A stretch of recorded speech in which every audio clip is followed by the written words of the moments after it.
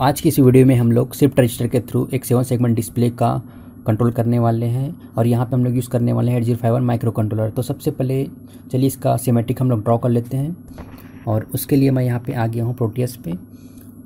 तो यहाँ से मैं जल्दी से कंपोनेंट पिक कर लेता हूँ एक 8051 की। ऐसे यहाँ से मैं डबल क्लिक करके फिर शिफ्ट रजिस्टर ले लेना है, इसको भी डबल क्लिक करके आपको यहाँ पे ला लेना है। फिर एक 7 सेगमेंट डिस्प्ले लेना है, ये लेना है आपको गाइस कॉमन कैथोड टाइप, ये आप याद रखिएगा क्योंकि मैं आगे कोड इसी पे लिखने वाला हूँ कॉमन कैथोड पे। तो आप कॉमन एनोड यूज़ करेंगे तो ये कोड गड़बड़ी हो जाएगा आपको, में अच्छे से प्रिंट नहीं होगा, तो इसका आप ध्यान रखिएगा। ये ऐसे मैं अभी कनेक्ट कर देता हूँ। ये तो एकदम ईजी है गाइस, आप आसानी से इसको कनेक्ट कर सकते हैं। ये सारी फाइल आपको डाउनलोड लिंक में मिल जाएंगे, आप वहाँ से डाउनलोड भी कर सकते हैं अगर आपको ड्रॉ नहीं करनी है तो।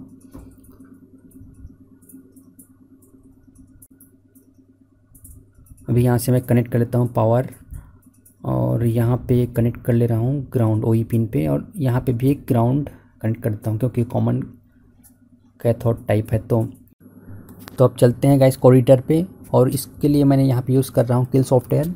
तो उसके एडिटर विंडो पे मैंने यहाँ पे पहले से ही कोड लिख दिया है। तो ये सारी कोडें मैं आपको गाइस लाइन बाय लाइन समझाने वाला हूँ, खास करके उस ट्रिकी लाइंस को जो कि इम्पॉर्टेंट है डेटा शिफ्ट करने के लिए, खास करके उन लाइनों को जो थोड़ा ट्रिकी है। और ये तो गाइस यहाँ पे मैंने देखिए कुछ पिन नंबर को मैंने HCP DS और STCP के नाम से यहाँ पे बिट सेट कर दिया हुआ है, और यहाँ पे पिन नंबर 3.4 से लेके 3.7 को ABCD का नाम दे दिया यहाँ पे, देख सकते हैं। फिर यहाँ पे मैंने एक डेटा एरे बना रखा है जो 7 सेगमेंट के कॉमन कैथोड के लिए बना हुआ है। आप यहाँ से नेट से भी डाउनलोड कर सकते हैं ये, या फिर खुद से भी बना सकते हैं, कोई बड़ी बात नहीं है यहाँ पे। और यहाँ पे मैं एक शिफ्ट नाम का एक फंक्शन यहाँ पे डिक्लेयर कर रहा हूँ, और ये गाइस एक डिले है, रैंडम डिले। यहाँ पे आप 5 मिलीसेकंड का अपने हिसाब से बना भी सकते हैं, टाइमर का भी यूज़ करके आप बना सकते हैं, या तो फॉर लूप से भी बना सकते हैं। तो गाइस अभी मैं आ गया हूँ यहाँ पे मेन फंक्शन पे, और यहाँ पे मैंने यूज़ किया है फॉर लूप जो कि 10 टाइम चल रहा है। तो ये 10 टाइम क्यों चल रहा है गाइस, क्योंकि हम लोग को 0 से लेकर 9 तक हम लोग को डिस्प्ले इंक्रीमेंट करनी है, प्रिंट करनी है। तो उसके लिए मैं यहाँ पे फॉर लूप लगाया हूँ, और यहाँ पे डेटा शिफ्ट कर रहा हूँ मैं डेटा एरे से। तो डेटा एरे में क्या है गाइस, यहाँ पे आप देख ही सकते हैं कॉमन कैथोड के लिए जो भी हम लोग यहाँ पे डेटा बना के रखे हैं उसी को हम लोग 1 बाय 1 शिफ्ट करना है। तो उसके बाद 300 मिली सेकंड के यहाँ पे मैंने डिले दे के रखा है। सॉरी ये मिली सेकंड नहीं है, ये रैंडम डिले है, कितने का है पता नहीं। ये डिले आप जितना ज़्यादा रखेंगे उतना ही आपका धीरे धीरे इंक्रीमेंट होगा। तो यहाँ पे मैं आ गया हूँ शिफ्ट फंक्शन पे, और यहाँ पे मैंने सबसे पहले लैच पिन को 0 रखना है आपको, और यहाँ पे फॉर लूप 8 टाइम चल रहा है। ये क्यों चल रहा है, क्योंकि हम लोग को 8 बिट के डेटा को 1 बाय 1 शिफ्ट करनी है, तो इसीलिए ये फॉर लूप 8 टाइम चल रहा है। यहाँ पे आप देख सकते हैं सिंगल लाइन कंडीशनल ऑपरेटर लगा रखा है।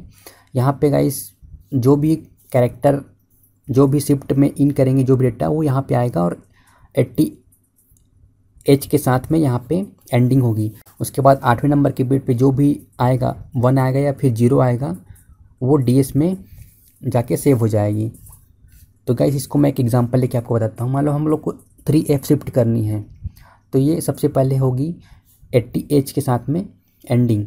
उसके बाद 8वें नंबर का बिट आपको देखना है गाइस, 8वें नंबर के बिट पे अगर 1 आएगा तो DS की वैल्यू हो जाएगी 1, अगर 0 आया तो DS की वैल्यू हो जाएगी 0। यहाँ पे आप मैं कुछ यहाँ पे लिख के आपको समझा रहा हूँ। ये देखिए यहाँ पे एंडिंग हो रहा है। उसके बाद 8वें नंबर का बिट आप देखिए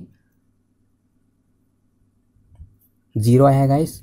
अब ये 0 आया है तो यहाँ पे हम लोग चेक कर रहे हैं 0 आया है कि 1 आया है। तो अगर यहाँ पे 0 आया है तो DS की वैल्यू हो जाएगी 0। उसके बाद आपको क्लॉक पिन को एक बार हाई करनी है, उसके बाद वापस से 0 कर देनी है। इससे होगा ये कि उसके जो भी DS की वैल्यू है वो उसके इंटरनल बफर में जाके सेव हो जाएगा। उसके बाद हम लोग को क्या करना है, इन के वैल्यू को 1 पुश करनी है लेफ्ट साइड में। तो ये 0 से एक 0 की एंट्री होगी लेफ्ट साइड पे, तो एक 0 यहाँ से आउट हो जाएगा। अब यहाँ पे देखिएगा मैं एक 0 पुश कर रहा हूँ, तो न्यू जो डेटा मिलेगी हम लोग को वो कुछ इस तरह से मिलेंगी। देखिए एक 0 इन हुआ और दूसरा जो 8वें नंबर के बिट पे था वो आउट हो चुका है। अब ये वैल्यू सेव हो जाएगी इन पे। अब फिर से इन का एंडिंग होगा, ये जो न्यू डेटा के साथ में इन का एंडिंग होगा 80H के साथ में। उसके बाद जो भी डेटा मिलेंगी वो DS में जाके सेव हो जाएंगी। उसके बाद वापस से आपको क्लॉक को हाई करके लो कर लेनी है। उसके बाद वापस से गाइस इन के वैल्यू को फिर से पुश कर लेनी है। तो यहाँ पे फिर से मैं इन के वैल्यू को एक बार फिर से लेफ्ट पुश कर रहा हूँ। तो देखिए यहाँ से 8वें नंबर का 0 जो आउट हो चुका है और लेफ्ट साइड से राइट साइड से एक 0 की एंट्री हुई है यहाँ पे। अब ये न्यू डेटा बन गया, इसको फिर से एंडिंग करनी है। तो ये लूप 8 टाइम चलेगा गाइस। उसके बाद यहाँ पे देख सकते हैं 8वें नंबर के बीट पे अभी लॉजिक 1 मिलने वाला है हम लोग को। तो यहाँ से DS की वैल्यू हो जाएगी 1। अब ये हो जाएगा यहाँ पे स्टोर। अब हम लोग को वापस से क्लॉक के वैल्यू को 1 लॉजिक देनी है, उसके बाद 0 लॉजिक देना है। इससे होता क्या है कि जो भी DS की वैल्यू जो भी आएगी 0 या फिर 1, ये जाके इंटरनल बफर पे शिफ्ट की सेव हो जाएगी। उसके बाद फिर से इन की वैल्यू को पुश करना है। तो ये 8 टाइम चलेगा क्योंकि हम लोग का जो भी डेटा है वो 8 बिट का है।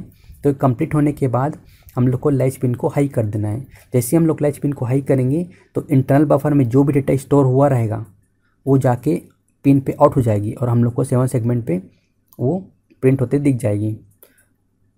तो गाइस यही इसका ट्रिकी पार्ट था, जो कि ज़्यादा टफ भी नहीं है, बहुत आसान है। ये लाइन खास करके ये लाइन आप समझ गए तो ये शिफ्ट रजिस्टर का पूरा खेल आप समझ जाएंगे। यही सबसे इम्पोर्टेंट लाइन था इसका।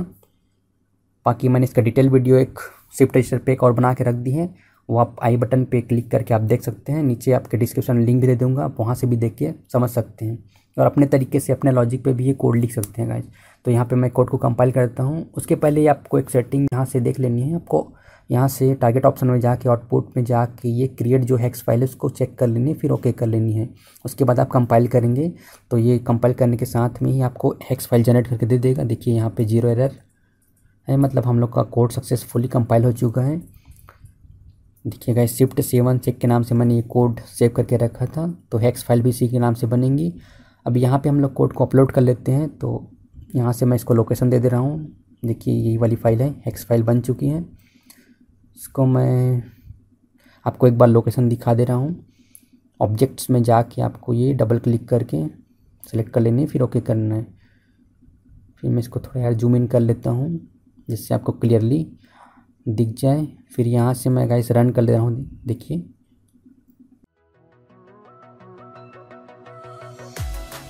परफेक्ट गाइस, तो यहाँ पे अच्छे से हम लोग का कोड रन हो रहा है। तो गाइस अगर आपको ये वीडियो अच्छा लगा होगा तो यार लाइक और शेयर जरूर कर देना। मिलते हैं अगले वीडियो में।